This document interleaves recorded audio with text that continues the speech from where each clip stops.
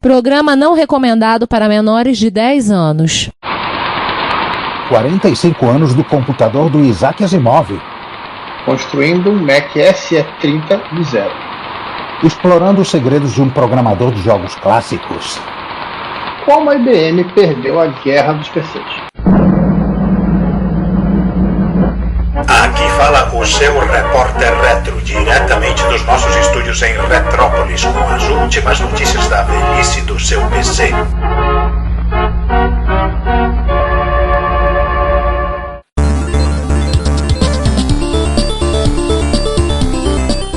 Bom dia, boa tarde, boa noite. Sejam bem-vindos ao Repórter Retro número 109.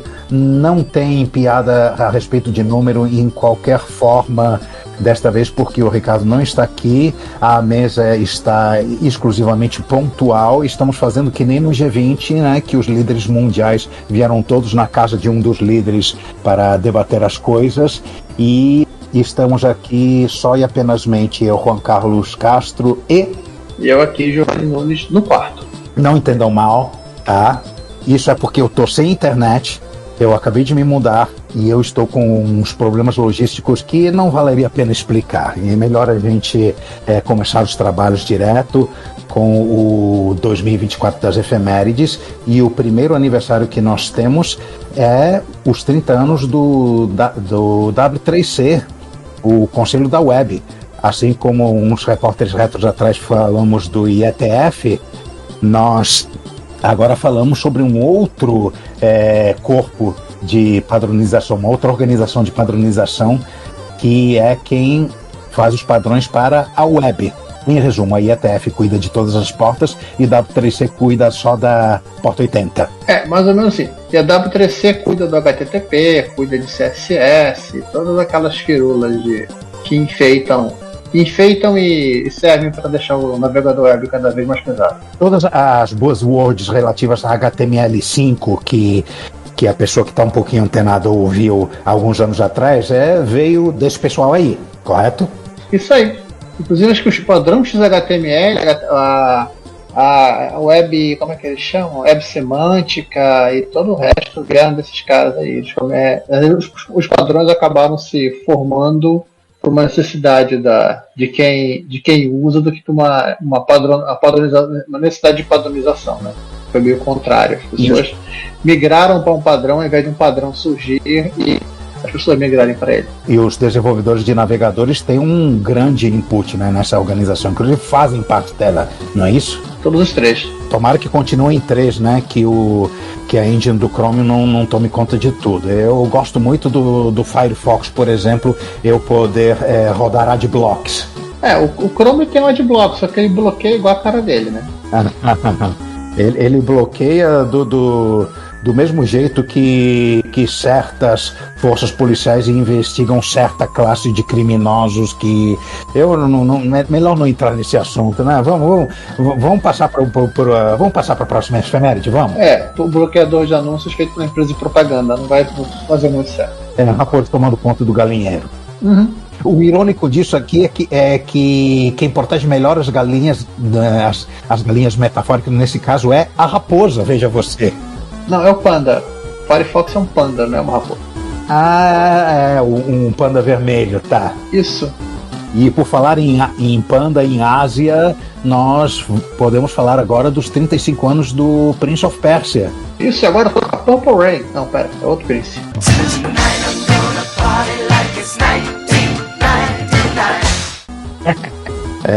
Nós ainda não fizemos o nosso dossiê Jordan Mechner, ou já fizemos? Não, ainda não.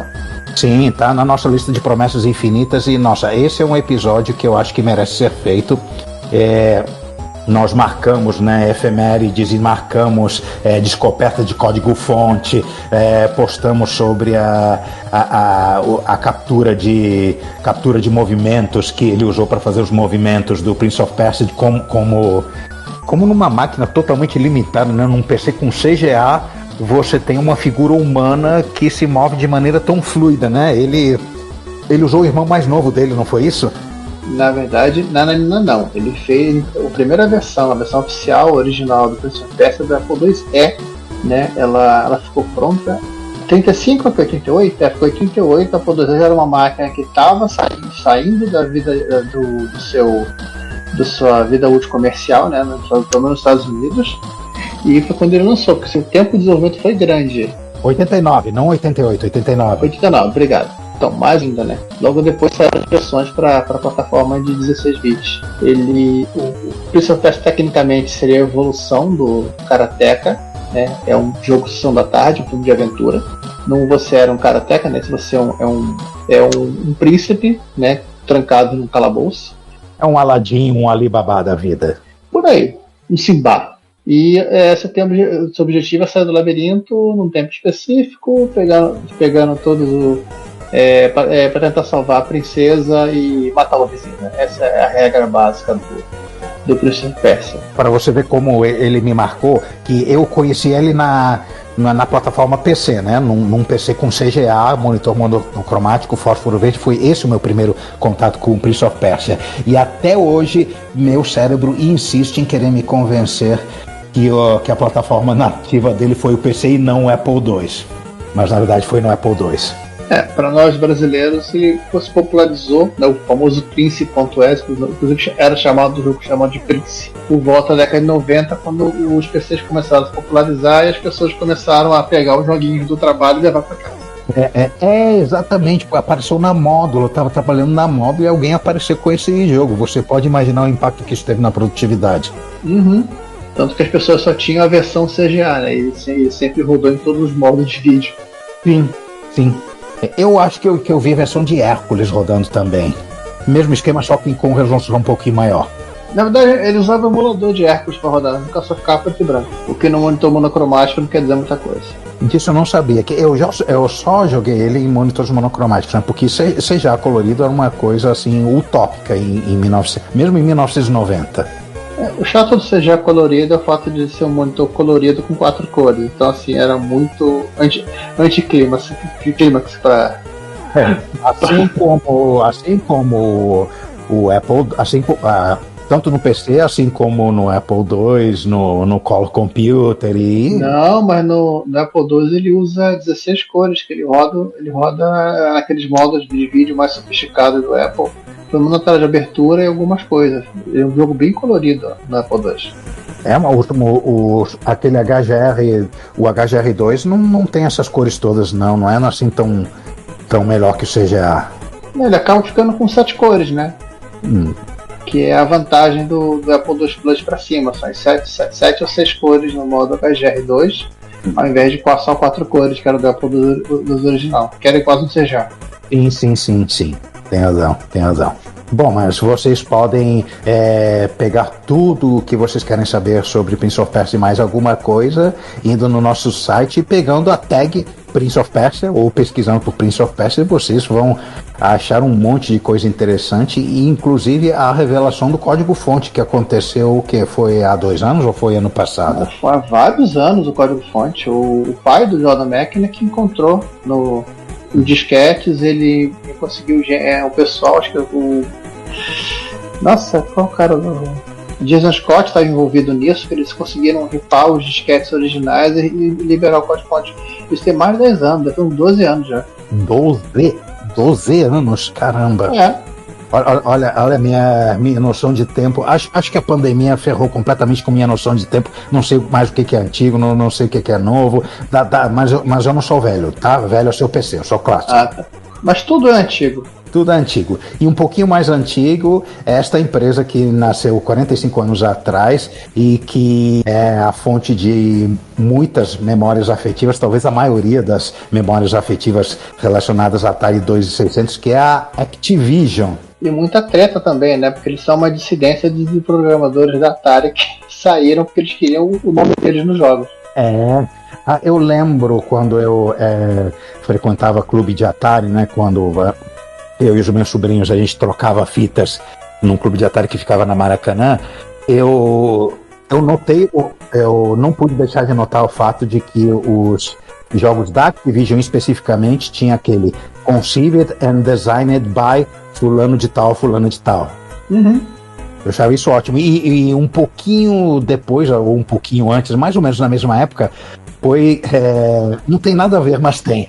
Nas histórias em quadrinhos passou a acontecer isso, né? Eles botaram o nome dos autores na capa. Você é um gibi do Superman, art by John Byrne, story by fulano de tal, Roy Thomas e sei lá mais quem. História by Stan Lee. Foi tipo um movimento de valorização, né, dos artistas, dos criadores, e a Activision foi pioneira nisso. Achei isso ótimo. No artigo do Museu Capixaba você vê parte da história dos logos da Activision, né, que eventualmente ela foi comprada pela Blizzard.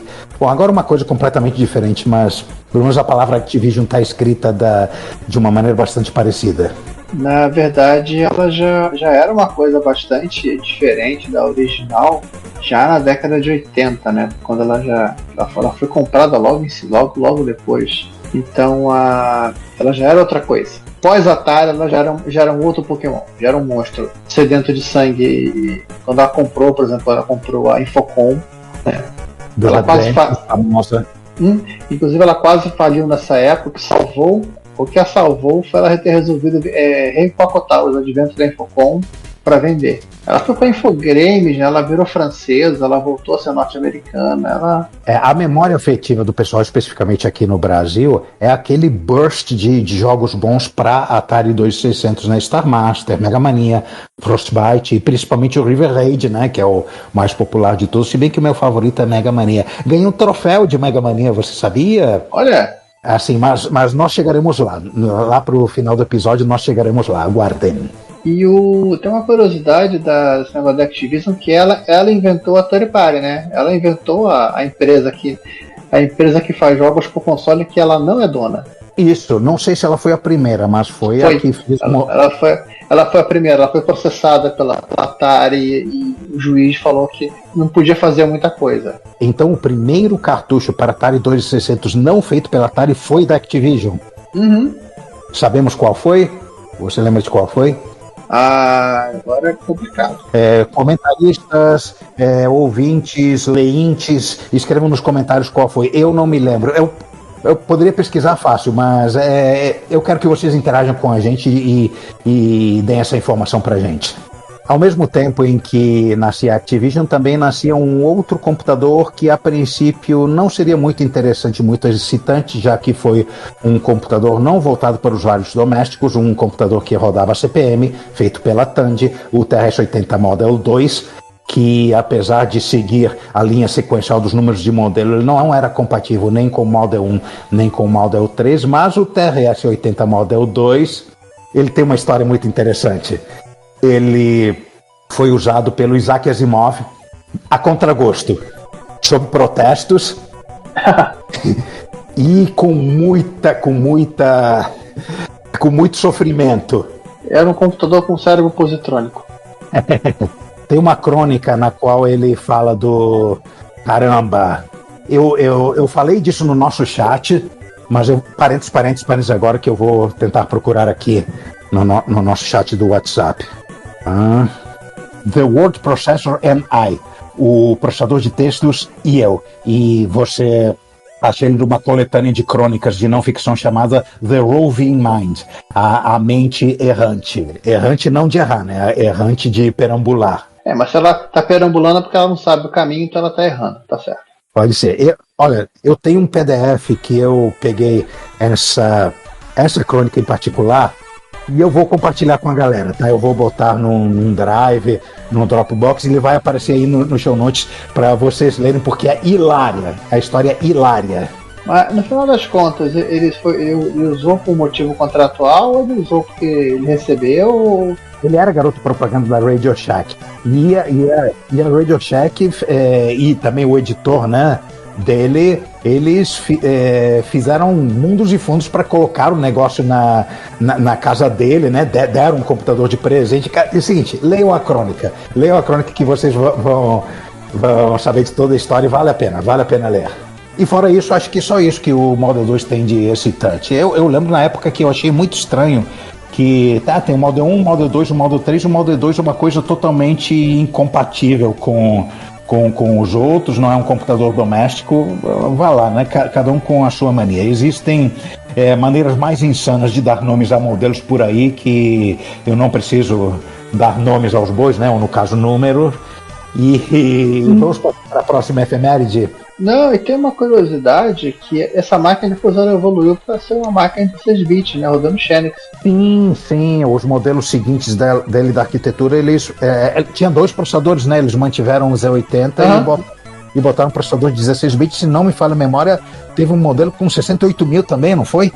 E agora? Não, os 16 bits eram 68 mil, justamente para rodar Xenix. Certo, ele não usava Intel. Ninguém usava Intel. Exceto a IBM, né? Mas a IBM é muito estranho, ele é o esquisitinho da turma. E por falar em IBM, nós temos uma efeméride já que um pouco fora de ordem, né? Porque ela é de 40 anos. E eu errei aqui na ordem das efemérides, mas tudo bem. E ela está associada com outra efeméride que a gente falou no Repórter Retro passado, que é a do IBM AT. Do PC AT, o computador com 286, e assim, um mês depois, praticamente, de sair o AT, saiu um novo padrão de vídeo, além dos muito limitados CGA e Mono e Hércules, temos agora a placa de vídeo ELGA, Enhanced Graphic Adapter. Que no caso, se eles mantiveram o mesmo processador de vídeo, né? Só que aumentaram, no caso do 845, aumentaram a quantidade de memória de vídeo. Acho que o EGA tinha até 64K, permitia exibir 16 cores numa paleta de 128? 2x2x2? Não, 64 cores. 64. Uma paleta de 64 cores, RGB de 2 bits, nada muito sofisticado, e gerava aqueles gráficos com cara de EGA, né? E eu não vou falar internamente, assim, tinha um modo gráfico com cores, com 16 cores, era compatível com CGA. Acho que ele já implementava o 80 colunas por 30 linhas, né? Que depois acho que depois o VGA também usava. Ele ia até 43. E o VGA ia até 50.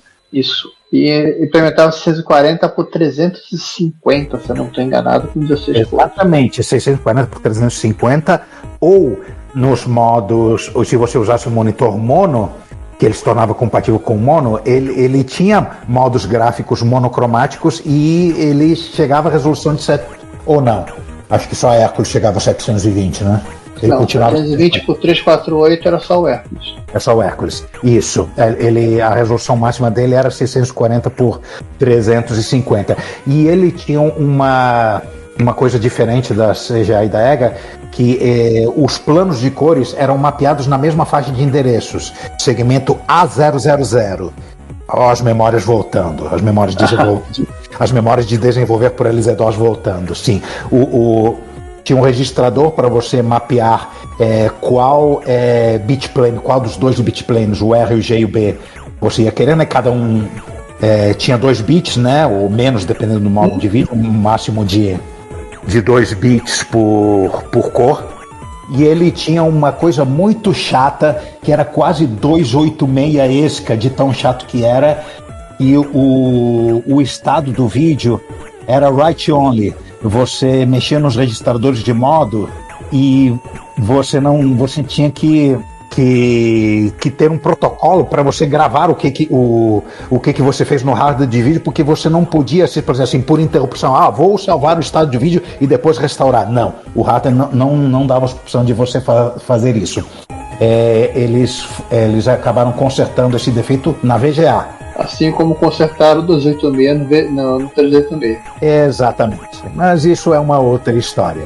E agora, voltando à ordem, aos 45 anos, ao mesmo tempo que a Activision nasceu, ao mesmo tempo que o TS-80 Model 2 nasceu, surgiu o meu primeiro desejo de consumo programável. O meu, pessoalmente, Juan. A calculadora HP41C. Bonitinha, parece até as calculadoras atuais.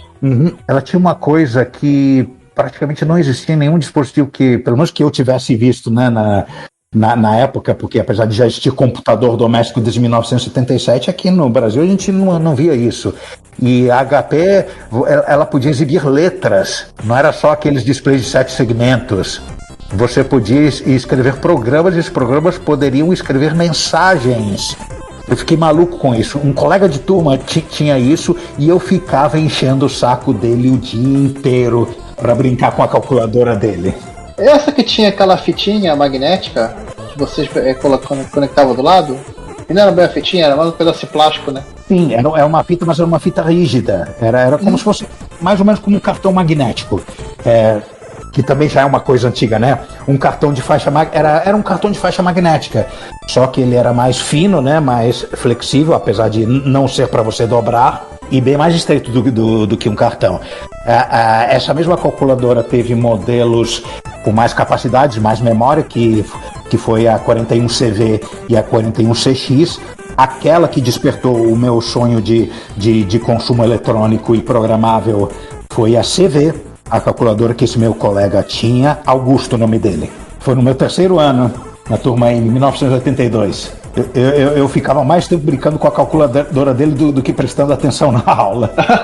E ela tinha uma coisa que não é novidade dela, mas que popularizou, porque ela fez um sucesso tão grande, que é a famosa notação polonesa reversa. Em outras palavras, a notação Ricardo reversa. É que na Polônia o resultado vem na frente do cálculo. Isso. Na Polônia o resultado calcula você. Ops, não, isso é na Rússia. Para quem não está entendendo e não conhece, em vez de você escrever 2 mais 2 igual, você escreve 2 enter 2 mais. Você joga números numa pilha e quando você joga um operador, ele pega os 2 primeiros números dessa pilha, faz o cálculo e joga de volta o resultado. Para quem usa calculadora normal, como por exemplo da Texas, né, que era o concorrente da HP em termos de calculadora científica e programável em escolas e cursos de exatas na época, a Texas era normal, tinha notação de gente. A HP tinha essa maluquice aí. Na verdade era uma tradição das calculadoras científicas elas terem uma notação diferente para fazer conta, né? Elas tinham um enter, você podia colocar vários valores, depois você botar um enter para pegar o resultado. Não era igual 2 mais 2 igual e botar 4 na tela. Mas eu acho que nas programáveis da Texas era normal, era como se fosse calculadora normal, ou minha memória me engana, ou há alguns modelos em que isso acontece e outros não. O pessoal que coleciona calculadora, uma de cada fabricante, depois comenta nos comentários aí explicando como é que é. Alô César, estamos falando de você. E por falar em calculadoras, voltando um pouco mais atrás, agora 70 anos, nós temos algo que aconteceu em outubro de 1954, não é um algo, são 2 algos. Ao mesmo tempo em que tivemos a primeira calculadora transistorizada, tivemos o primeiro rádio transistorizado. Faltou a visão de negócio de lançar a primeira calculadora com rádio embutido, transistorizado. É verdade, porque não sei por que não fizeram isso. Acho que a senha consumista não era tão forte. O rádio era de um fabricante chamado Regency, e a calculadora era de quem? IBM? Da IBM. Não era uma coisa portátil. Então, podia ter um rádio, pelo então. Cabia o rádio. Podia ter o rádio, uma televisão, uma vitrola, um hi-fi, um frigobar, uma jukebox. E um telefone. A IBM teria inventado o smartphone. O primeiro smartphone transistorizado. Haja bolso para carregar. Via de graça um carrinho para transporte.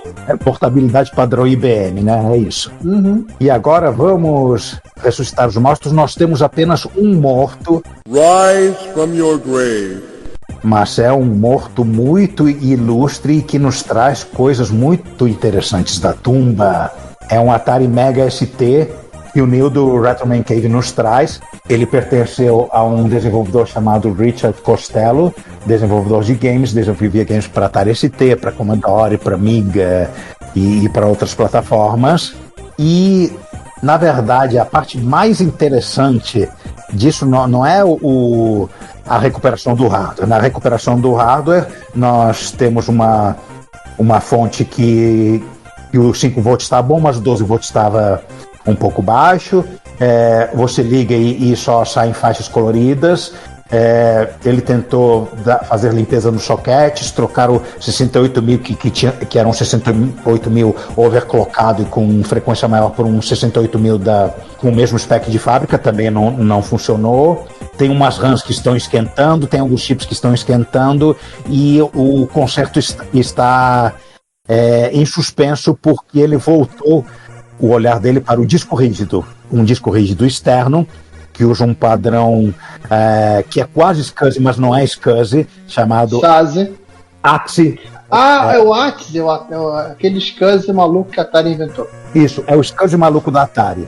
Mas só que ele é só parcialmente maluco. Ele é são o suficiente dentro da loucura dele para que uma Blue SCSI com aquele software de fazer imageamento consiga fazer o imageamento. E eles conseguiram fazer o imageamento, não antes de retirar ele do case, né? Eles abriram mão da eletrônica dele porque tem chips que estão esquentando, a fonte está totalmente morta. O melhor de tudo é a manutenção percussiva que eles fizeram. Eles bateram no drive para ele voltar a girar, porque ele não estava girando. Eu não estou de sacanagem. Vejam o vídeo por si só, senão vocês precisam ver isso. Eles ligaram a Blue SCSI direto no HD. Não precisa nem de máquina no meio do caminho. Exato. Nossa, essa máquina, esse dispositivozinho, esse Blue SCSI, para preservação histórica, ele é o salvador da pátria. Aquela máquina Unix grandona do Adrian Black também usaram o SCSI para recuperar o Unix. Foi que uns 4 ou 5 repórteres retro atrás. Por aí, aquela máquina que não tinha informação nenhuma e agora tem. Isso, graças a tudo que existe na internet, 99% do que existe na internet é do Adrian Black. Mas nesta aqui, o que temos é o seguinte, para começar, um jogo que nunca foi lançado, com todos os fontes, mas tem que decifrar. E ele conversa com o ex-dono da máquina, que é o autor do jogo, e eles ainda estão no processo de decifrar, né, os fontes, os arquivos. Ele teve que dar um delete em tudo, porque ele foi ver, tinha várias partições no HD e tinha 0 arquivos, tudo quanto é espaço livre. Só que aí ele passou aquele famoso undelete, que funciona igualzinho a formatação de disco do MS-DOS, é a mesma formatação. O Atari ST usa uma coisa muito próxima de FAT. Sim, tão próximo que até o caractere que ele usa para apagar um nome de arquivo é o mesmo, é um sigma minúsculo. Ele usa até a mesma code page para existir. Aí o que ele conseguiu? Ele conseguiu telas, cenários, um editor de níveis. O cenário aparentemente é isométrico, tem umas paisagens nele, tem umas linhas de Nazca desenhadas no chão, tem sprites e tem sprites de um outro jogo que, ao contrário desse Run Rod, nunca passou da fase conceitual e que era para se chamar Napalm Nigel. Você pega aquela Williams Honda com suspensão antiga do Nigel Mansell e ela tá atacando bomba em você. Não, era duvido que o conceito fosse esse, mas tem todos, era um camaradinha careca com uns monstros verdes aí. Tem também e-mails dele, cartas enviadas e recebidas da Microprose, da Ocean, que obviamente ele não exibiu na tela o conteúdo, né? Tem que fazer o pente fino, né? Junto com o Richard, né? O dono da máquina, para ver se tem algo que possa ser liberado sem problemas. Se tem o NDA, né? Exatamente, o NDA. Para desenvolver, ele usava um mecanismo de debug externo via cabo, tipo um ADT Pro bombado. E para o próximo vídeo, ele está prometendo a parte 2. Esse vídeo saiu há 3 semanas, quando estamos gravando, e eu acho que logo vai ter prosseguimento dessa história, porque são 2 histórias que estão correndo simultaneamente, né? A restauração do hardware e a exploração do software. Um Rise from Your Grave duplo, de hardware e de software. É que eu tenho um fraco pelos Rise from Your Grave de software, né? Que é tipo a arqueologia no seu estado puro, você desvendar a cultura de uma civilização extinta. Ou da cabeça de um programador extinto. Isso. E tecnicamente extinto, porque mesmo que ele ainda esteja vivo, ele não vai lembrar o que ele tinha feito ali. De Rise from Your Grave, a gente só tem isso, mas a gente tem vários Frankensteins muito interessantes. It's alive! It's alive! It's alive! A começar pelo Colin do This Does Not Compute, que resolveu fazer um Mac SE30 do zero. Eu vi só partes desse vídeo e a única coisa que eu posso dizer é que ficou muito bonitinho com esse gabinete transparente. E que a motivação inicial dele era fazer um Rise from Your Grave, mas estava tão difícil de restaurar a máquina que ele resolveu fazer um do zero. Como é que ele fez a parte da placa-mãe? Ele comprou uma placa-mãe nova ou ele... Na descrição você tem tudo que ele usou. A placa-mãe é um projeto chamado SE30 Reloaded. Meu Deus. Então, e é tubinho ou LCD? O display? Ele tá com uma cara meio LCD-zesca, mas eu não sei ele dizer. The Scope. Consigo tem mais vídeo. Eu acho que é LCD. Ele manteve o LCD. Pelo menos uma parte do original do Macintosh é do original, é pro Fredão ficar feliz. Então é fake news, porque não é brand new. Tem uma coisa não brand new aí. E já que a gente falou de Mac, né? Isso, continuamos com o Mac, porque agora nós temos uma aceleradora. Uma aceleradora para você rodar um 68030 no seu Mac SE, que, se não me falha a memória, roda por padrão 68000 normal, não é isso? Acho que o SE é isso mesmo. Ele é quase a mesma coisa que o Mac original. E essa plaquinha, ela é simplérrima de instalar. Ela tipo assim, morde os pinos do processador original e toma conta do hardware. Você nem precisa de soldar, não precisa botar soquete, não precisa fazer nada disso. É um parasita cerebral. Isso. Você só precisa, previamente, isso que é interessante, você precisa instalar o software da placa antes da placa. E você joga os pacotes, né? Eu não sou de Mac, então não sei exatamente como é que é o negócio, mas você simplesmente arrasta os ícones de aplicativo do disquete para o System Folder, dá shutdown nele, tasca a placa por cima do 68000 original e liga de novo. Isso é uma das coisas mais legais do Mac OS clássico, que é literalmente isso. Como é que você instalava o driver de não sei o que? Simplesmente você botava o disquete com o driver, pegava o driver e jogava no System Folder.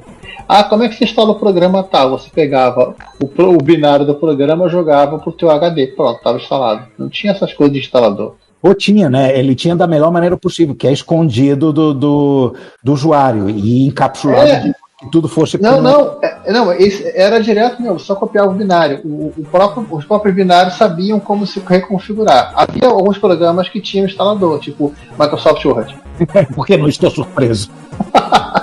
Isso, na verdade, traz memórias de um tempo melhor no mundo DOS também, porque havia época em que você simplesmente dava copy de todos os programas do disquete num subdiretório que você criava a Lavon-T no seu Drive C, e você seguia feliz. Pronto, o programa estava instalado, ou quase. E este terceiro Frankenstein, ele não é Macintosh. E ele não é um Frankenstein só, são vários, são uma família de Frankensteins, né? Tem a noiva de Frankenstein, tem o Frankenstein Júnior, tem... Se tem o Frankenstein Júnior, tem os impossíveis também. Frankenstein Júnior e os impossíveis.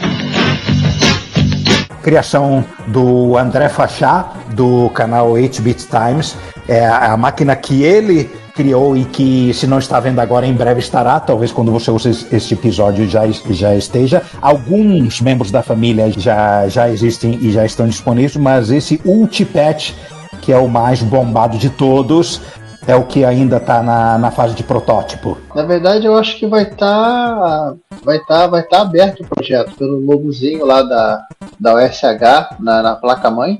Ele deve liberar no GitHub. Tá tudo no GitHub. Então não só não está vendo, como você pode fazer. Aí, ô Bafa. Aí Bafa, aí Truco, aí toda a galera. E ele também tem uma... por falar em Bafa, ele tem uma versão que usa backplane, tá?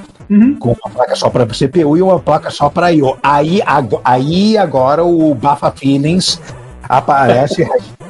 Hashtag Bafa Feelings, dá o ar da sua graça. E mais uma minhoca pra gente colocar dentro da cabeça de Augusto Bafa. Coitado. Esse backplane, ele aceita placas, acredite se quiser, de Apple II, de Commodore 64, de RC 2014, além do seu padrão próprio. Mas eu vi essa máquina, eu não vi no vídeo a foto, a máquina que está mostrada na foto que ilustra o vídeo dele, né? Que é o computador com case parecido com o Commodore 64C, só que preto. Sim. Eu achei bem legal, assim, parece uma máquina bem interessante. Sim, ele tem compatibilidade com o patch e tem um monte de coisas, né? Tem dois seeds, tem um montão de modos de vídeo diferentes, tem rede cabeada, Ethernet, tem uma UART, tem uma serial padrão, né? Aquela versão da IEC mais rápida que é do 128 para você ligar os seus 1571 e 1581. Não temos meme do João desta vez. Não temos. Mas tem também o IEE 488 original do PET, que é a precursora da IEC, né? É a versão full, não a versão light do protocolo e da interface. É a versão capada, né, que eles fizeram para o VIC-20. Uhum. Na segunda parte do vídeo tem vários demos de som, demos de música, ele tocando mod, ele jogando jogos. Cara, uma maquininha excelente para despertar momentos banana na gente, mas eu tenho que me controlar, Eu tô gastando muito dinheiro, eu tô comprando muitas coisas ultimamente, tô indo a eventos demais. Calma, Juan, calma. Vocês estão vendo ao vivo alguém tentando com sucesso a determinar exercer o autocontrole. Alguém tentando se autocontrolar a si próprio. O Juan tá, inclusive, respirando num saquinho de papelão aqui enquanto isso. Eu faltou falar o seguinte, essa máquina, apesar dela ser compatível com o PET, ela usa o 65816, né? Ela é tecnicamente 16 bits. Sim. Porém, compatível com o 6502. O chip, ele é compatível com o 6502. Há bom feelings agora, né? Não, o 65C816, ele tá tipo por 386, ele tá por 352, como o 386 tá por 8038, 86. Ele se boota em modo 8-bit, por padrão. Você pode dizer, não fique 8-bit, fique 16 bits. Aí ele entra em modo 16 bits. Inclusive, se eu não estou enganado, ele compartilha os 8 pinos de dados, ele alterna para pinos de endereçamento, para poder acessar mais do que 64K. Uhum. Existe uma versão dele que é limitada a 64K, mas tem todas as características do 816. Uhum. Que na época o pessoal até propunha que você pudesse botar num Apple II, num Commodore, sei lá. Tem gente que eu acho que eles colocam no Apple II C Plus quando o processador dele queima. Ele é totalmente compatível. Essa versão de 40 pinos, você pode usar ele como um 65C02 sem problema nenhum. Uhum. E aí evoca outros feelings de processador, que é aquele 6309, né, da Hitachi, que ele funciona bonitinho que nem um 6809, mas faz mais coisa. Uhum. Só finge que é educado. Uhum. Mais cedo ou mais tarde eu vou cair nesse momento banana. Eu acho que é inevitável, mas eu quero estender esse momento para o futuro o mais tarde possível. Calma, gente, não se preocupem. A banana continua no horizonte de eventos. A banana é que nem o Thanos, é inevitável. I am inevitable. Uhum. Mas vamos falar de história? Bora! O nosso camarada do Asianometry, que faz uns vídeos muito bem feitos sobre história, dos quais, assim, mais ou menos metade são de retrocomputação, mas ele fala sobre geopolítica, ele fala sobre várias coisas. Gente, se você juntar o canal Asianometry e o canal Veritasium e talvez mais um ou dois, você tem um Discovery Channel / History Channel muito melhor do que qualquer coisa que você possa achar na TV por assinatura ou nos streams atualmente. Olha, um History Channel sem aliens. Um History Channel sem aliens, exatamente. Mas a história que ele conta dessa vez é basicamente a história contada naquele artigo Guerra dos Clones, né, que a gente cita várias vezes, né, como a IBM perdeu a guerra dos PCs para Compaq, Intel e Microsoft, basicamente para Compaq, né, com a Intel e Microsoft sendo capangas da Compaq. Uhum.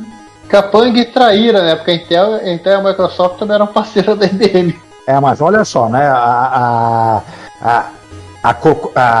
babaquice que a IBM fez com a Intel de querer continuar usando o 286 e fazendo um pouco do 386, ela merecia, né? Ela merecia. Tem inclusive aquela história que eles iriam comprar todo o estoque dos 86 no mercado para evitar que os fabricantes de clones fizessem dos 86, né? Mas daí a largar de mão o 386 não importa, não. Você não cuida do seu cônjuge e o seu cônjuge vai procurar outro. Então, foi por conta dessa escassez do 86 no mercado que a Compaq resolveu logo pegar o 386 para fazer clone. Uhum. E o resto é história, tecnicamente. Aliás, vale a pena, nesse tópico aí, ele é um documentário, não é um filme. É o Silicon Cowboys, não lembro agora de quem, não sei onde tem. Deve ter nos melhores torrents do bairro, tá? Só procurar. Conta a história da Compaq. Faz o seguinte, Giovanni, bota um link aí pro Silicon Cowboys na pauta, que quando eu for montar o post do episódio vai estar disponível. E se o Giovanni fez o que eu estou pedindo para ele nesse momento, vocês vão ver esse link no show notes. E se ele não tiver feito, eu prometo bater nele, ok? Não pode bater nos vizinhos. Você é meu vizinho. Então não pode. Outra coisa interessante que eu não sabia, que é uma frase do Ben Rose, né, um dos fundadores da Compaq, um dos fundadores não técnicos, né, ele foi o primeiro CEO, ao se referir com os micros com MS-DOS, com compatibilidade parcial que havia na época, ele dizia, é como estar parcialmente grávida.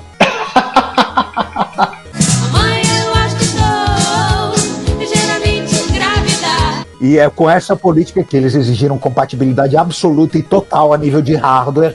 E é por isso que a Compaq fez o sucesso que fez, porque o primeiro nesse esquema de sala limpa e com compatibilidade não foi a Compaq, por incrível que pareça, foi um computador de uma empresa chamada MPC, chamava MPC da 1600, só que ele tentava ser compatível, mas às vezes falhava. Não, tinha essa empresa, teve a Eagle.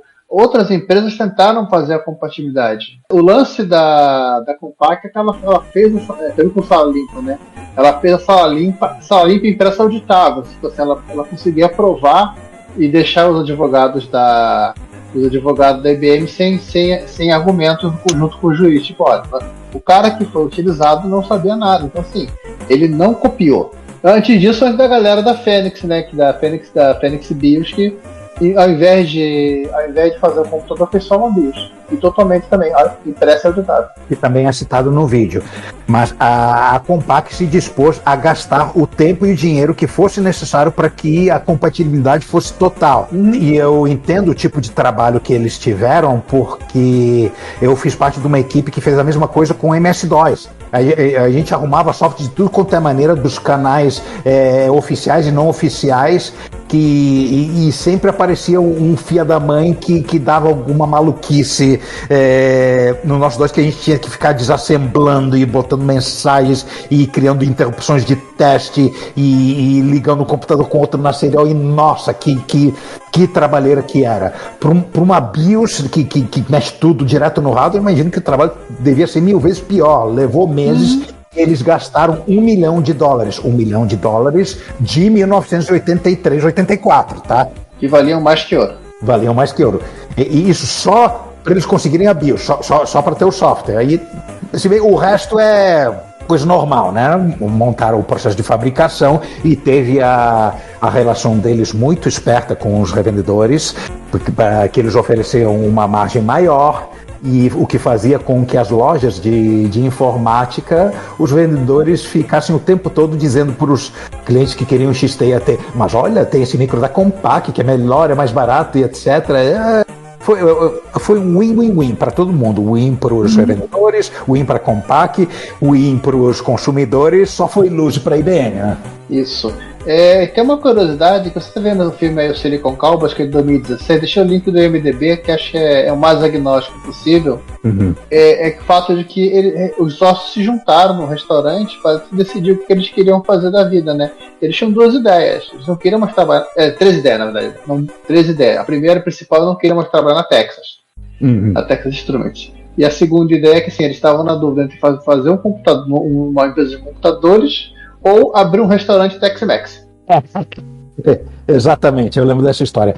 Só que a ideia de computadores, na verdade, eram 2 ideias, né? Uma era fazer um disco rígido, né, para PC, e a outra era fazer um computador. E o interessante é assim, o desenho da máquina portátil já veio desse bate-papo, ou de um bate-papo quase seguinte. Porque um deles conhecia o Osborn, gostava dele, mas queria melhorar as coisas que ele tinha de não tão bom.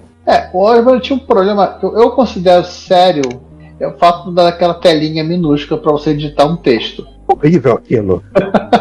Eu já tive o desprazer de ver um desses órgãos funcionando.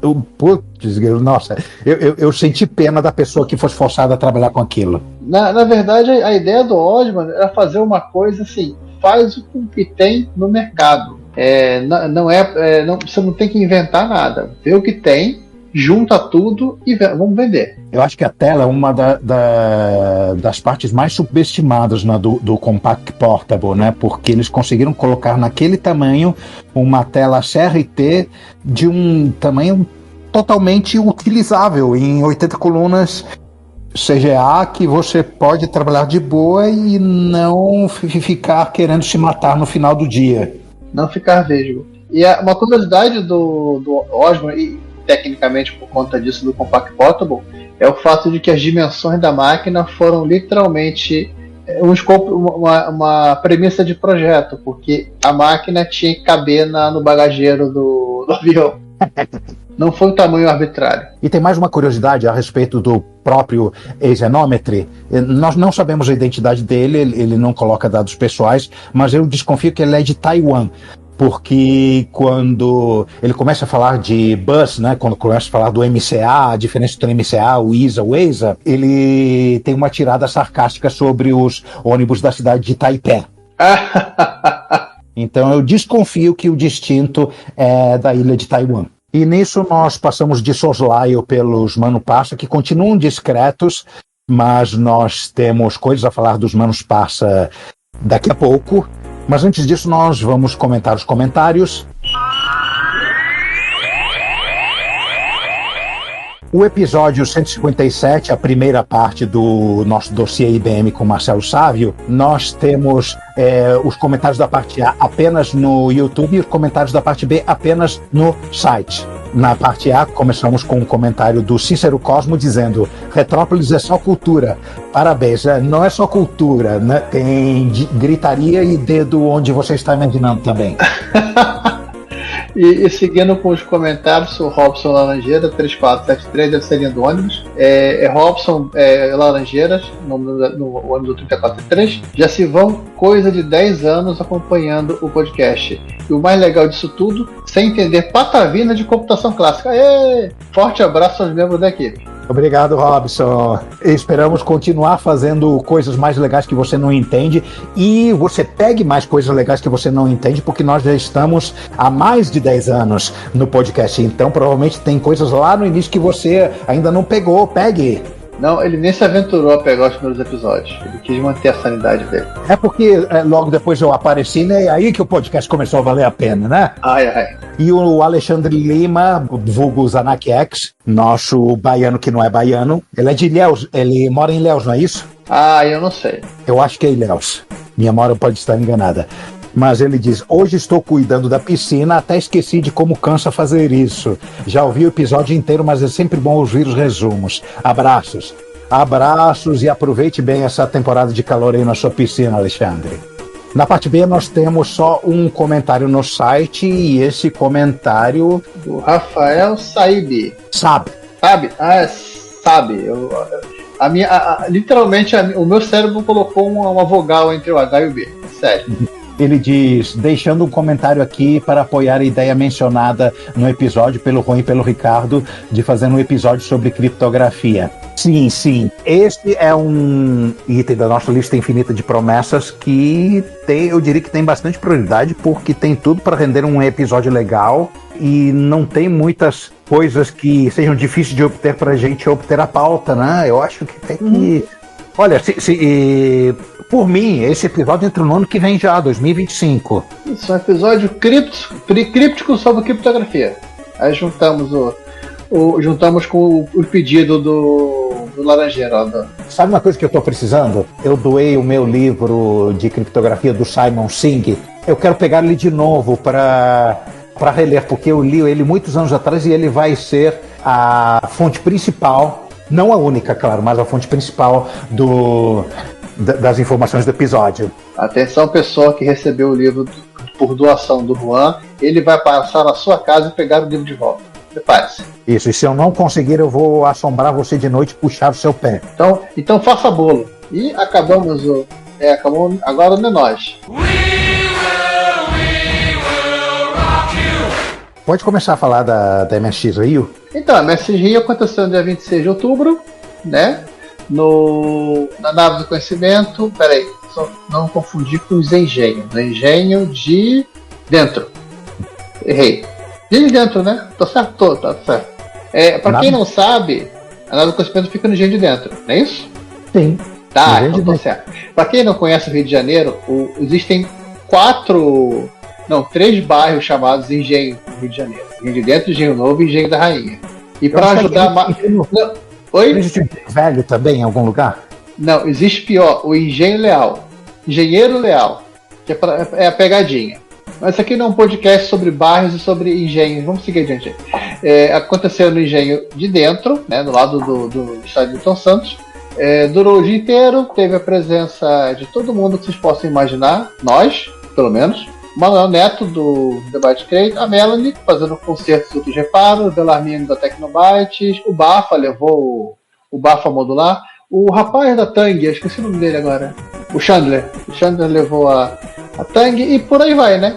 Tivemos alguns desfalques, um pessoal que tinha já confirmado presença, né? Até se inscrito como expositores tiveram problemas no dia e não puderam ir, com o pessoal de Niterói e o Edson, se eu não estou enganado. E um efeito colateral dessa presença um pouco menor nesta MSX Rio foi que a Melanie conseguiu almoçar. Parabéns para ela. Ela conseguiu reservar um tempo entre um concerto e outro e conseguiu almoçar. Ela conseguiu sair para almoçar? Ou ela almoçou lá no evento? Conseguiu sair para almoçar. Isso é que importa. A gente tem que parar com esse negócio de ficar escravizando as pessoas que vão no evento. Já baixa os que organizam. O MSX fazido por eu do Augusto Bafa, numa determinada hora ele transformou num Master System.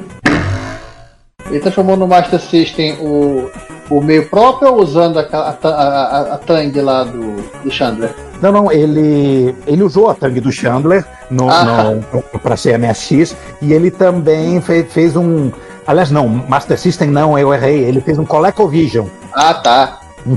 Eu, que gosto de ver o circo pegar fogo, eu falei para ele botar um Apple II para despertar a ira do Ricardo, mas ele ficou com medo e botou um ColecoVision que é quase MSX, né?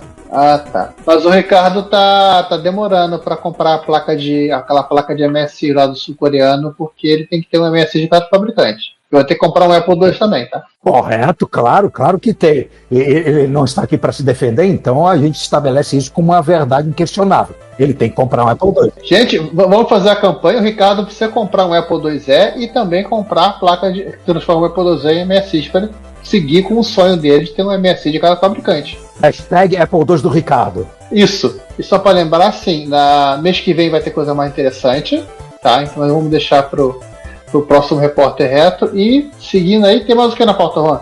Eu acho que não tem mais nada. Eu acho que a gente pode fechar, né? Isso, tempo recorde, tá vendo? Quando não tem o Ricardo, a gente grava rapidinho. Uhum. Agora vai bater na gente.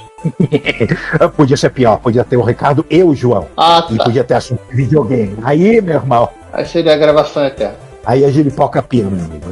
Eu sei por isso, porque os últimos 2 ou 3 repórteres retro que eu editei foram épicos. Então, obrigado por ouvirem mais um Repórter Retro, que desta vez foi um pouquinho mais espartano, mas não se acostumem, né? Porque no mês que vem tem relato de um monte de eventos que várias pessoas foram ao mesmo tempo aqui, então vocês não perdem por esperar, tá? Foi tudo ao mesmo tempo nesse exato instante. Isso aí. Então, acho que isso é tudo. A gente se vê no mês que vem e fui. Então, gente, até mais. Até o próximo. Semana que vem, na verdade, ou até o mês que vem. Isso é do calendário, não é nossa culpa. E. Peraí. E Juan, e o negócio do troféu do Mega Mania? Na volta eu conto.